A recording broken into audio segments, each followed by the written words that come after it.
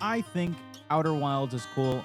I want to talk about it. I'm going to ramble for a bit, and hopefully you enjoy or want to critique on what I'm saying or whatever. I think this is going to be the start of a series just called I Like and then whatever game series or game it is. We always be trying something new here on this funny little channel. So let's see how this goes. But I like Outer Wilds. Outer Wilds is a fantastic experience from start to finish.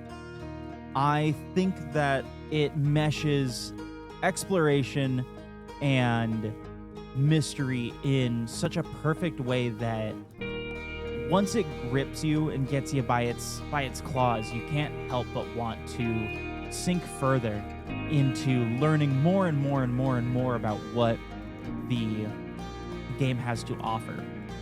From start, when you go in, especially if you know nothing about it, and please, at this point, I haven't said anything spoilery, and we are definitely going to get into spoilers, so please, if you haven't played the game before, go play it. Go play it right now, damn it.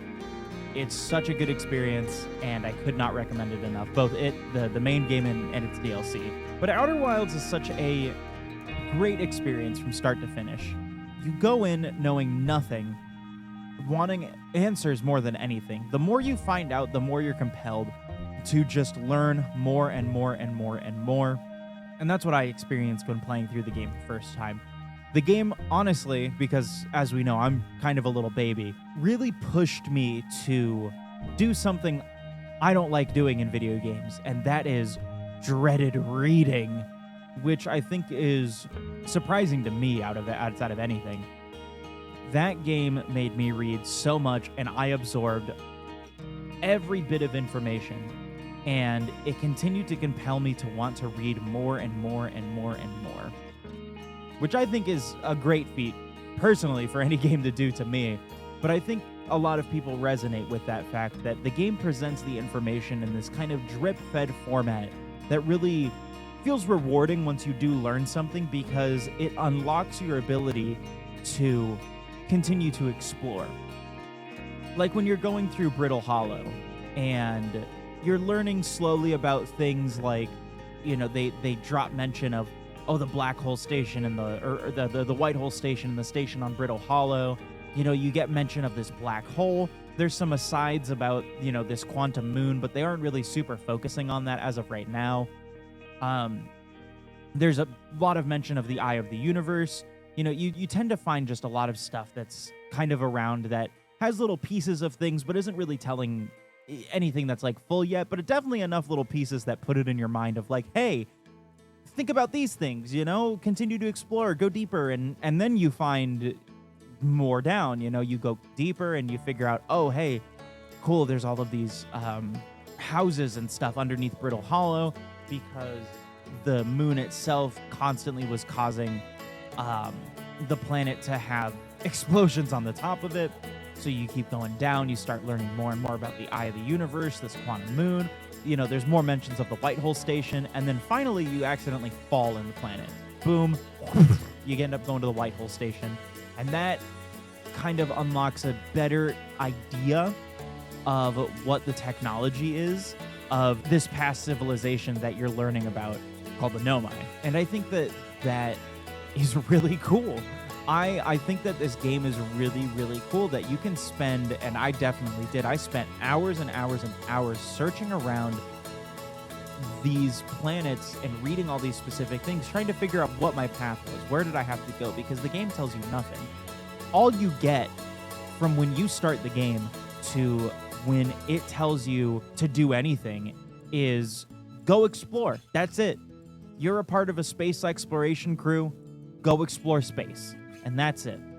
And then, of course, there's the matter of when you first have your first experience with the sun exploding and how that kind of reframes everything, and the image of that Nomai statue, the goat-looking thing that stared at you when you first entered into the observatory. But as you kind of continue to play, you learn more and more. And I think that the White Hole Station teaches you the biggest thing that needs to be learned throughout the game, which is its method of teleportation to different areas. Because learning that and learning how that works is so imperative to the rest of the travel and finding out information and being able to be transported to all of the different stations and everything, that if you somehow go through the whole game without missing the Whitehole station, I don't know how you figure anything else out. But that's a completely different aside anyways. But I think that something that the game does really, really, really, really well is set up this idea of you never know what's going on, and neither do the NPCs that you encounter outside of a couple.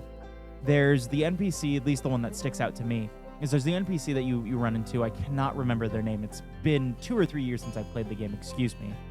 But you run into them on Giant Steep, and they're aware of the time loop. And that kind of opened the idea for me of, oh my god, other people understand what's happening.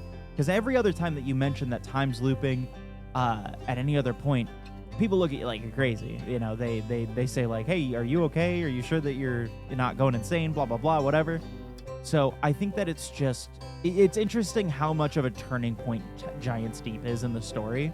Because whereas Giant Steep holds all the answers, conversely, the Dark Bramble is kind of the exact opposite in the way where I ran into so many dead ends while I was in the Dark Bramble, because it was the first planet that I ended up exploring, not really knowing where to go and not really understanding it. And then finally understanding that, oh, there's a whole method to doing this. You have to travel this certain way, this certain distance, so that you, one, don't run into the anglerfish that are going to eat the shit out of you, but also so that you can find the ship that crash landed there so you can reactivate its core and head to the Eye of the Universe and complete the game.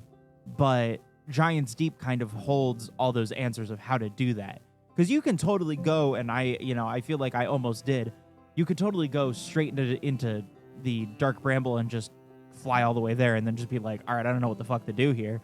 But so long as you have all the information, because there's kind of a method that you have to go about it.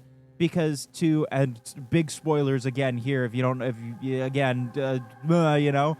but when you're going through and you learn how to successfully activate the ship back up to travel to it, once you have the coordinates to the Eye of the Universe and everything, and you learn about it, and I'm being intentionally vague about a lot of the greater details of things just because I want people to play this game, or go and replay it if you haven't played it in forever. But when you learn that information, you learn how to do it, it finally turns you back to the Ash Twins that are used as its own kind of hourglass, which I think is really cool because you constantly have this hourglass that you don't know is an hourglass until you have all the information.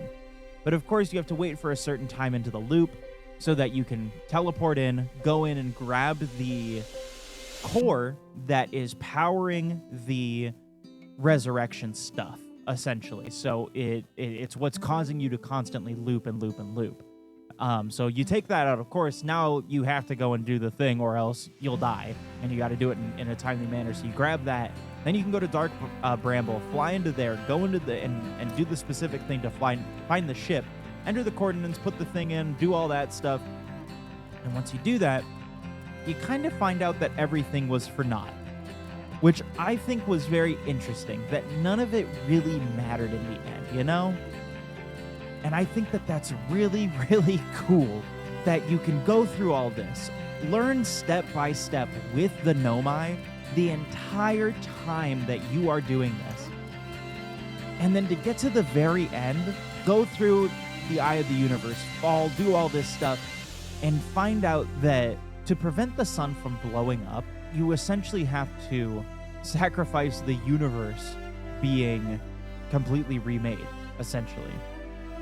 At least that's what I get from the ending of the game, is that, you know, everybody just kind of understands that the universe is just being completely remade, and that really we were never really preventing something, or you can't really prevent, because in the background too you see a lot of other galaxies ending as well, a lot of galaxies, universes, whatever, that you can see in the background. You see other things exploding, so it's just kind of like, this is your time, you know, and it's an inevitability and you can't prevent it, which I think is really interesting that you go through so much.